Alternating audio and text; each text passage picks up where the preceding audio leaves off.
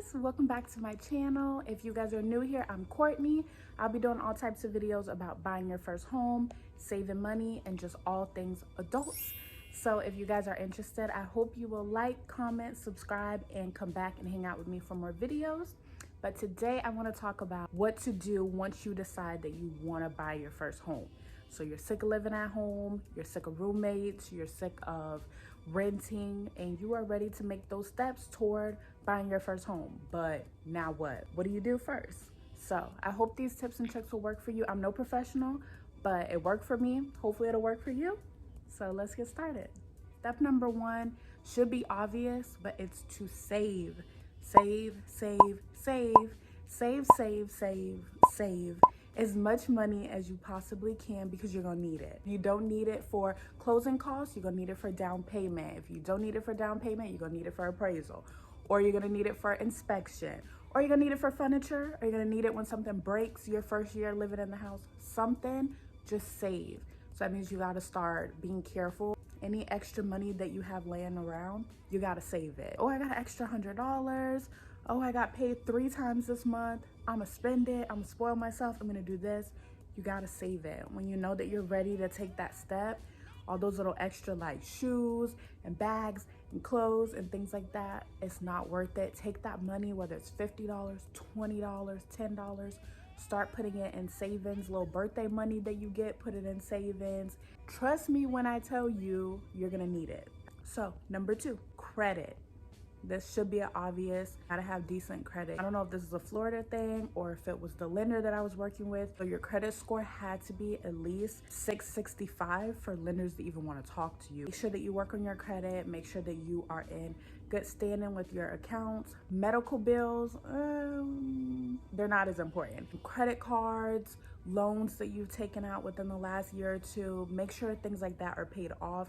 Make sure you're paying your bills that you do have on time, so your credit score can be as high as possible. You can get better interest rates. With me, the issue that I had was I had like no credit. You know, I didn't have any credit cards. I had never lived anywhere else before, so I had almost no credit, you know? So I had to actually go get a credit card and start trying to make little purchases on that just to build credit. So that's something to think about too. If you have no credit, you gotta get some.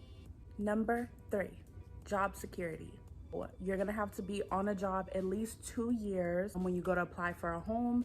So make sure you have a job, you've been at that job for a while. With me, I had to actually switch jobs like 6 months before. I was already in the medical field and I just switched over to a different company that was also in the medical field. So they were able to kind of combine the years together. And plus, it just makes you feel better to have job security. You don't have to worry about, what if this job decides to let me go after 90 days? Or, oh, I'm working this temporary seasonal job and I don't know what I'm gonna do after this is over, but I've already bought a house. Find somewhere that you've been working there for 2 years, you feel stable there, and that you are able to put that on paper and prove that you've been working there for 2 years. Finding a realtor. If you guys have saw my previous video, my realtor horror story, if you haven't watched it, go check that video out. My suggestion to you is to find a realtor before you start looking for houses. I know it's fun to like get on Realtor and Zillow and start finding houses, but try to find a realtor first, because I know a lot of people will find the house that they like and then they'll call the number at the bottom, and that number is linked to a realtor most likely, and realtors are like car salesmen. Once they have your number, they're not gonna leave you alone. So the best option is to go ahead, find a realtor. Definitely find a realtor that you feel like you can trust, that you can vibe with, and make that person your realtor. Let them know that you're getting started in the process, and let that realtor start finding houses for you. Of course, you can still have your fun on Zillow and Realtor, but let your realtor do some of that back end work for you. So your realtor is like your star player and you're the captain. Find your realtor before finding your house. Tip number 5, non-negotiables. Okay, so you want to get a list together, just a quick little list. Don't put too much effort in it, and I'll tell you why in a minute. Things that you desire in your future home, and amount of money that you want to spend. So for me, my non-negotiables were a big bathroom with a garden tub, a pretty decent sized closet, and I also wanted a pretty nice kitchen. I really didn't have too many non-negotiables because it's just me living here. I'm not too picky. A plus would have been a pool and maybe a second bathroom. But again, that's not something that I needed because it's just me. I only need one bathroom, but it would have been nice for guests. And the home that I picked actually has the smallest bathroom. So I didn't get my garden tub, which is fine. I love my house, but that was pretty much number one of my non-negotiables. And I would be lying if I said I didn't think about it at least twice a month. So that's the reason why you have these non-negotiables, because that's something that was high up on my list. And I was like, oh, it's fine. I love this house. I can do without. And it's something that still like is in my head. Like, man, I really wish I would have found a home that had a garden tub. Why is this garden tub so important to me? No idea. Never had one in my life. But I just really wanted one. I wanted to take bubble baths after work, you know, and I still think about it. And it's okay if you find a home that doesn't have it, as long as you love that home. Like I said, I love my home. I fell in love with it as soon as I saw it, so it's fine. I'm not gonna die without a garden tub. So the reason why I said do a quick non-negotiable list is because once you start looking at homes, your mind is gonna start to change. You'll say like, you know, this house has a big kitchen, big bathroom, but small closets, you know, or big closets, nice big bathroom, but small kitchen, you know? But that's okay. At least you have your quick little non-negotiable list. Think about the things right off the top of your head that matter to you, and then, you know, have those in mind when you start looking. Also, a non-negotiable is the cost, you know? Go ahead, add up some bills. I went ahead and like overestimated internet, electricity, gas per month, like Netflix, my phone bill. So things like that, you wanna overestimate, get a list together, and then decide how much you can afford for yourself for your mortgage. Just because once you start talking to realtors and lenders, they will try and get you into a home that you cannot afford.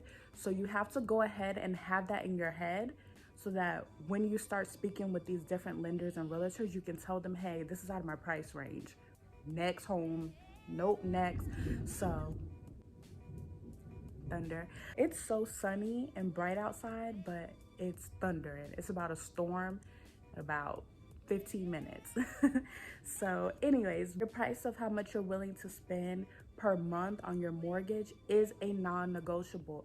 Get that amount in your head, stick with it. Don't let anyone talk you out of that amount, because once you get into that home, the lenders are going to disappear, your realtor is going to disappear, and you are going to be stuck paying that mortgage. Number 6, finding a lender. So of course you need a lender because the lender is going to give you your money, and that's what we need. And you want a lender who is patient, who you can ask 1,000 questions to, and they will happily answer it for you. Someone that you can get in contact with easily. I went through maybe like 3 or 4 lenders before I finally found who I was gonna go with. And one of them, I remember she was just really like short with me, very rude, like she didn't want to help me. The other one would always take way too long to respond back. I'm talking about a week, 2 weeks, which was a red flag right then, because you really only have like 30 days to close on your home. And if it's already taking you 2 weeks to respond back to me, I can only imagine once I get ready to close on my house and you're not responding to me. So that was enough for me. I can't remember what the other ones, but I just knew when I found the lender that I had, he was getting back to me quickly by phone, by email. I had his cell phone. I could ask as many questions as I wanted to, as it should be. You want to trust them. You want to have as much information as you can get. You want to know about interest rates. You want to know should I do a 15-year loan, 30-year loan, FHA, what's this, what's that. You want to get as much information as possible from them. And again, they're part of your team along with your realtor. So when you're ready to get serious, you want to find that lender so that they can go ahead and approve you for the amount of house that you can afford, and you can get started. All right, guys, so I hope these tips work for you. I hope you take some of it into account when you get ready to buy your house. Good luck. As always, thank you for watching my video, and I look forward to seeing you in the next one. Bye.